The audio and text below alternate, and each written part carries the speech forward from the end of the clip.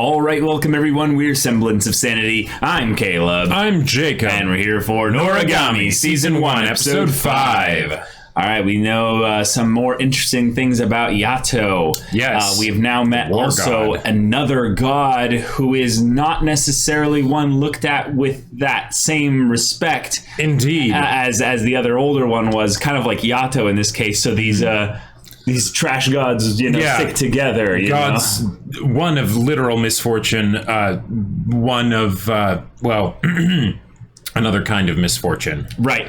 But it's interesting when you think about the fact that, they're, cute anime characters. Mm-hmm. But if you were to be like, the god or a god of war had a rendezvous with a god of misfortune, it's like, wait, what are they planning?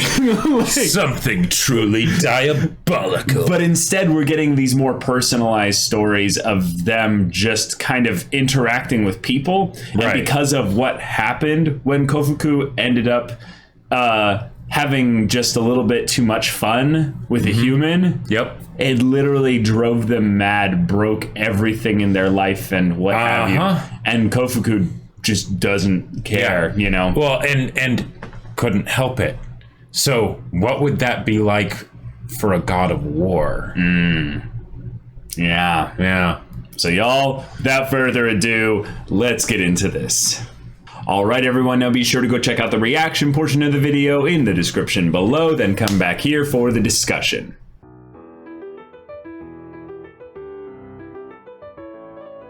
Oh, I love this episode. That was a really good episode. That was really good. They took the monster of the week thing by bringing in, instead of stereotypically just another phantom, we brought in a spirit who was in this case set up to basically be in a Kobayashi Maru scenario where she doesn't have anyone helping her. Yep. And the only ones that are really, coming in to interact with her are other smaller phantoms being like, hey, do you have any sadness? Do you have any fears? Right. Any things that...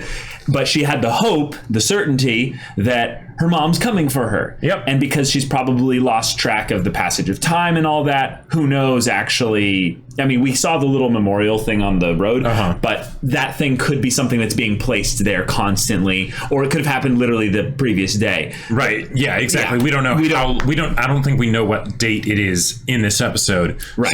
So there's no real way to tell that. But what's powerful about this is that Yukine, being someone who is so much, I would say, still in touch with his humanity, his personality, the thing that makes him someone that in some ways Hiyori kind of wants to protect from Yato, right? That innocence is something that will get slowly whittled down over time, like by a blade in instances like this. And one of the things that I love this episode is the whole idea of seeing a spirit turn into a phantom, right? Yep. That makes sense. That makes sense, right? Yeah. Like, and how else are the phantoms, coming about? Right. Yeah. And once that sort of premise for the show was set up of phantoms and spirits and everything, I'm like, okay, that was one of the things that I wanted to see happen at some point, right? Because that's a very visceral, impactful, thing for these characters to witness. But I thought it would be focusing around Hiyori, right? Because she's the regular person, so then she sees all this crazy stuff happen. But instead, it's with Yukine. Yeah. And I love that it was at the end of the episode, because since that's something that, once you hear the premise, you kind of figure that's going to happen at some point, right? Yep. It wasn't about whether that would happen, it's about when it happened. And how it gets utilized. Exactly. The fact that Yukine was already going through all this turmoil and stuff and not fully being able to process it and talk about it. And then at the end, he also helps inadvertently bring this about. Yeah. I think one thing that can really be summed up as to why it was done in the end of the episode specifically is that there's this drama that's being in some ways a little bit created by Hiyori's interference. Sure. And the dynamic of Yato being someone who I would say eventually pushes away just people, just other beings in general. So Yukine hasn't been fully brought under his wings, so to speak.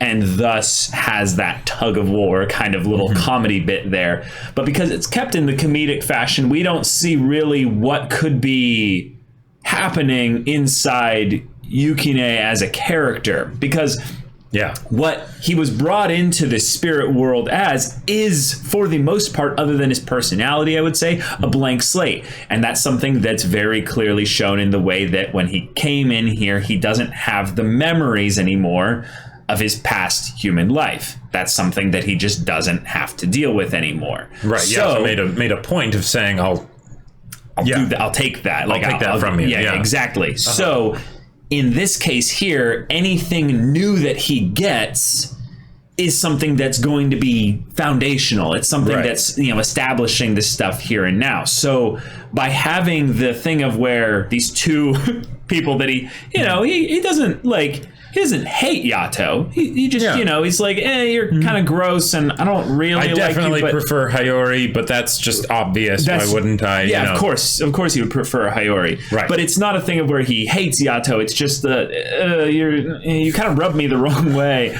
And then over the course of the episode, we start to see where Yato is really like, no, I'm actually like really trying to look out for you, because at this point here, what did he primarily do for Yukine? He saved him, if you will, from being defenseless against phantoms, for one. Right, having the same thing happen to him. And saved him from eventually probably having to come to terms with his human life. Right. Because the spirit girl in this episode is very much in memory of specific things. Right. In her human life, but not everything. And if she didn't have to, then maybe she wouldn't have turned into a phantom. Because the way the phantoms work in this show, I really like it, because on the one hand, there's the more technical, physical, like they attack you and things like that, right? Yeah. But then there's also the idea of that the attacks are more of things that affect your soul, kind of, and then that causes you to become corrupted and things like that if you don't take care of it. It makes sense. It's a rather simple push-pull dynamic. Right. It's a way to kind of have both of the deal with the internal stuff and then also have cool fights that have a reason for being there. Right. But this was a look into what he could have been, or probably would have been, if Yato hadn't come along. Right. And he just learned about this other regalia, and Yato will Yato actually keep him around? Yeah, exactly. Who knows? That's tough. It's the realization slowly settling in for Yukine that the afterlife is not all it's chalked up to be in this regard, but also being a regalia and having these amazing powers comes with a price. Yeah. And it's not necessarily that big of a price comparatively to what Yato has to do. Because think about it from Yato's perspective. He is ultimately a transcendent supernatural being that is basically a mitigating factor in phantoms overrunning the world. It just, you have to keep a balance and a flow moving here. He has no attachment to phantoms from what they were originally, because they can't go back. This isn't something where, as far as we know, the way he's kind of treating it, or maybe he has to simplify it in his own mind, we don't know yet. There's no hope, so I'm going to end their suffering now. And which you makes sense, right? And you, being a chosen spirit, a regalia in this case here, you get in some ways you get to be a part of this. You get to help me save them, which is brutal if you think about it, because it's basically saying, hey, when it comes down to the spirit world and all that, you don't really have too much of a choice. Things get actually quite binary and simple. Yeah, I wield you, and I do things while wielding you. And the thing is that what Yato says of, hey, they can't go back, so the best we can do is end their suffering, that makes sense, right? It does. It makes sense. But Yukine is also a kid. So even though he got given a fresh start, by Yato, that doesn't mean that this kind of a thing is going to be easy for him to, to handle. No, in some ways, what I think is being set up here, just in the basic level, like you can look at this at the trope level with the they're setting up basically, whenever you have a trio of characters, there's a very real dynamic where one gets pushed out basically because they're the odd. Oh, they feel like here. the third wheel, basically. Exactly, and there's no immediate, and I kind of like this. There's no immediate forced romance attraction or anything with Yato and Hiyori. There's moments where Hiyori is like, "Oh, you're a little bit, kind of." You smell nice. Yeah, exactly, and stuff. But it's not something that's pushing them towards a relationship. But there is something that is there where they're pushing. At least I would say because of Yato's past stuff, they're pushing Yato and Yukine farther apart over little specific things here and there, which means I would say in general it's going to be a thing of where the little pulling on each side of Yukine, it's going to get switched eventually where Yato and Yukine are going to need to be pulled back together by Hiyori. I could definitely see that happening. Yeah. Something I just realized. So, Hiyori said in a previous episode as well, "Oh, Yato smells nice," Right. And she said it again in this one, and that's what all the Phantoms were saying. You smell nice. You smell nice. Yeah.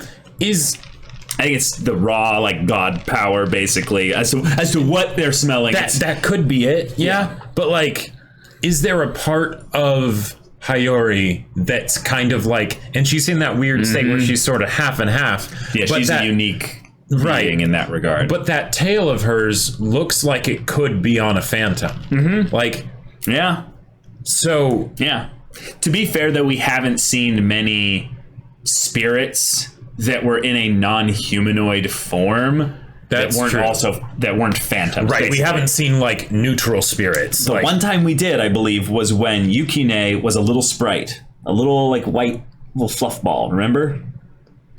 Yeah. Before he had become a Regalia. Right, that sounds about right. Yeah. It was when Yato looked in. Right, he wasn't as a humanoid ghost or something. Exactly. Yeah. And I think that was probably because he had just died or something. I don't know, but it happened to be this thing where we were oh, that's a really weird looking, right. spirit there. So there's probably some things with regards to the makeup of spirits that makes this world of spirits and all that get a little bit more complicated. But the use of just the sword as kind of the visual imagery and also I would say the theme for all of what makes Yukine's character, conflict, a thing, drawing a line in the ground. Yep. Dividing and separating. Separating and having his whole existence then be based around what he can cut. You kind of start to see how you would either, at the end result of a Regalia, you'd either have probably the most healthy version, which is literally Kuro and Kofuku, which is one based around a god that is extremely dysfunctional, just based on her function. Right, and then because then it's less about killing phantoms and more about I need to take care of my god. Right. And then the next level of healthiness is a harem where a god is basically just kind of collecting them. Right, as because I can provide services and benefits because I'm quite a respected and renowned god. Right, actually. exactly. Yeah. Yes. But then you can have Nora. Right. Yeah. But then you have Yato, who has had, 3 at least now? Yeah, from what we've seen. All 3 seem pretty either were dysfunctional or getting dysfunctional with regards to Yukine. So the thing that worries me about the situation with Yukine is that Yato doesn't seem to be doing anything to try and stop it. Oh yeah, he is. Well, he is. It's just something that he's not doing it in a way that we would prefer he do it. I guess, or maybe even that Yukine would prefer, because I mean, okay, he saved them, right? Of course, right? So it's he's still his Regalia, but as far as the addressing the situation with Yukine. It seems like he's more doing the hands-off approach of just sort of trusting that Yukine either will or won't kind of resolve it on his own, which is interesting because solve your own problems, right? There's a power to that, and we don't know actually what Yukine really wants. And this is he the probably part doesn't either. Well, because he has no memories. Like this is the part that I think is rather why. And this is me leaping way far ahead. I think this is why we're going to end up empathizing with Nora. Is that a lot of what makes a Regalia who they are is how they're wielded. Sure. So we can't really necessarily, it's the whole argument of you can't blame the weapon, it's the wielder. Right. It doesn't work in every instance, but in this instance here, where the weapon is literally chosen, meaning that the weapon is a being, meaning the weapon has choice. In this case, because this is a world with weapons taking form as spirits and stuff, very Soul Eater or Bleach or something like that. But within this dynamic, there are points where the god, the wielder, can call out their name and be like, transformation sequence, let's get to work. Your choice is no longer right. And at the very least, Yukine didn't get to say yes to the idea of becoming a Regalia. Well, right. Because he was just he was a little, I don't think any Regalia does. Puffball spirit, right? Exactly. I don't think any of them do. And in that sense, he's been given the ability to choose now. So that's in a lot of ways the ultimate gift from Yato. But that changes things from that moment forward. So I really like how I feel like we're tapping into foreshadowing of things, and yet we are just literally in the run-of-the-mill kind of beginning plot where it's, hey, we're going around dealing with issues, introducing new side characters, building the world, and yet I feel like they're setting up like all kinds of things that have nothing to do with the immediate future. Like some of them do. Some of them do. Like, speaking of immediate future, we have ourselves some kind of like Soul Society looking squad, looking Olivia Armstrong. I mean, guns and whip, I dig the getup. Like, I think all. Well, right. Yeah, but I think in her introduction, when she was riding the lion, her getup was a little bit different, or at least she was more fully clothed at that point. Well, yeah, right. But riding a lion while having a police hat and, a spirit gun that you shoot evil monsters with, like, that's a pretty cool style. Like it's ostentatious, to say the least. Oh, definitely. Yeah. Also, one of the other things that I just absolutely love this episode is all the stuff regarding the going into the house, right? All the comedy with it. Yeah, all the comedy. It blended in very well into the serious stuff in ways that I absolutely loved. But the comedy of yes, they can't see you, right? And then Yato showing up with the parents and like just mimicking the dad and like drinking all this stuff. And then there's that point where you're like, wait, does the mom see him? Nope, she doesn't see him. It's great. She came close to. Yeah, she came close. Yeah, one of the things it made me think of, and it's just a joke, I don't think this is actually what they're setting up here, although I do kind of feel like I have to go back and rewatch a couple of the earlier episodes to get a bunch of the proper nouns for things regarding like the, what is it, like the far, like far shore and the near shore and all that. It felt like he was like he had like rules that he applied to in the same way as like a vampire. like he was like, hey, they opened the door, the threshold is open, so I can come in, and then I'm going to make it so that it's harder to notice me by doing just exactly the same thing as what the dad's doing, Right. Yeah. Right. But it felt like in some ways he was like almost parasitically attached in some ways to the dad. And this is just me joking. I'm not like thinking this is actually like how it works, but just the way in which he kind of felt like he had to do those things. But then the next time we see him, he's outside on the tree drinking. Right. So it's like, do they have to have this conversation outside just because they're there? I'm guessing that's what it is. Probably. But then any kind of theories regarding that is completely busted when he teleports into the bedroom and he's like, Yukine. That was so funny. Like, I love that she is so chill, just like, no, like, come stay with me. Yeah, totally. Fine. Yeah. Like, because she sees him as basically the little brother that either she never had, or she wishes her older brother was still around or something, so that she could be like, let's, be a family and stuff, Right.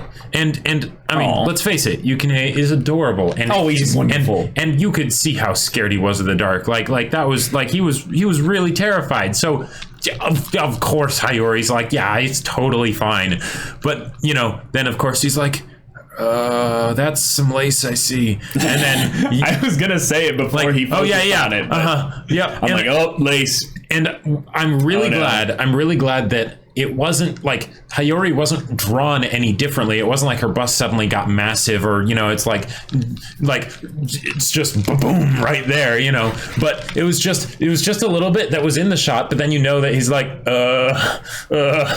and then of course Yato's there and punchline, there you go. But don't worry. We've got fan service already like locked in for the new girl. Exactly. Coming in. They seem to be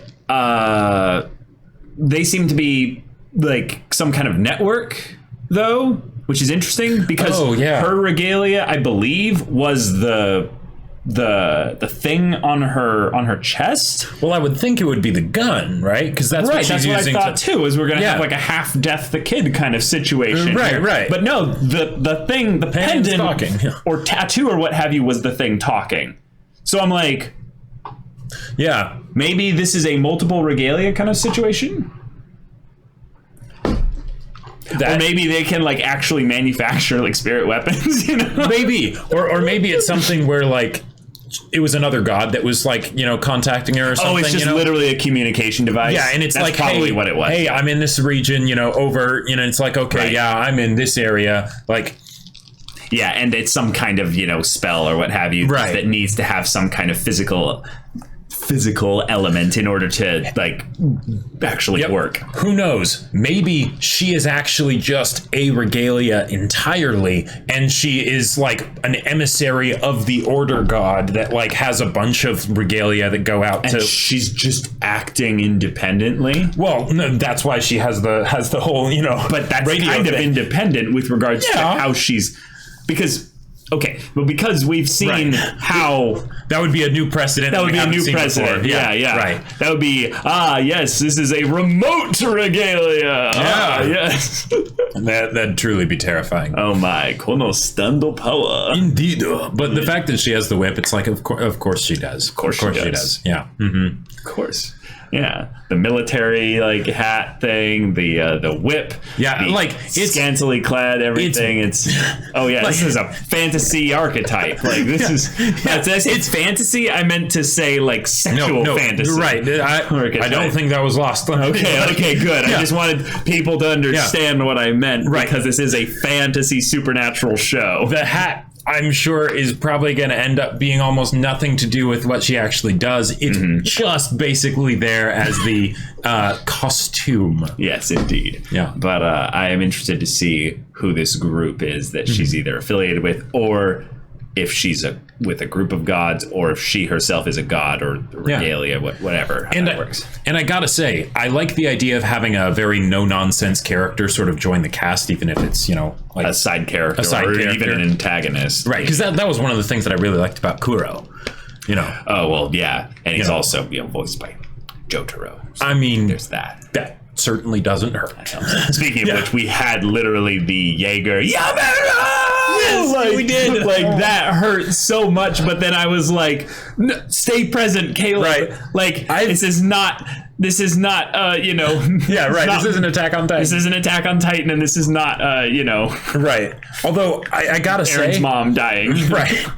Because of all of the roles that Yukikaji has, like, I feel like... And because in Attack on Titan, with, where the show's at, he's not the little kid that he was at the very beginning. Right, he doesn't sound like that really as much. Even though he still usually gets that role for, like, most of his roles. Yeah. I'm so glad that I don't just hear Aaron, for me personally... I only heard it literally for the Yamero. For the Yamero? Because that's an iconic scene. Oh, yeah. But anyway, we're kind of done talking about this. The episode. So, yeah. Thank you so much for watching this episode's reaction and discussion. If you want to see the next episode's reaction and discussion right now, though, go check out the link in the description below for our Patreon. You can get on early access there. You can watch full-length timer reactions there, and all this comes with Discord access, so you can chat with us and the community there about this show, about anime in general, and you can also talk with Jacob about the sci-fi novel that he wrote. Yep, wrote a sci-fi novel called Battle Lines. It's on Amazon if you're interested. The link is in the description. Yeah, so if any of that interests you, we'll see you there. But until then, we're Semblance of Sanity. I'm Caleb. I'm Jacob. And we'll see you all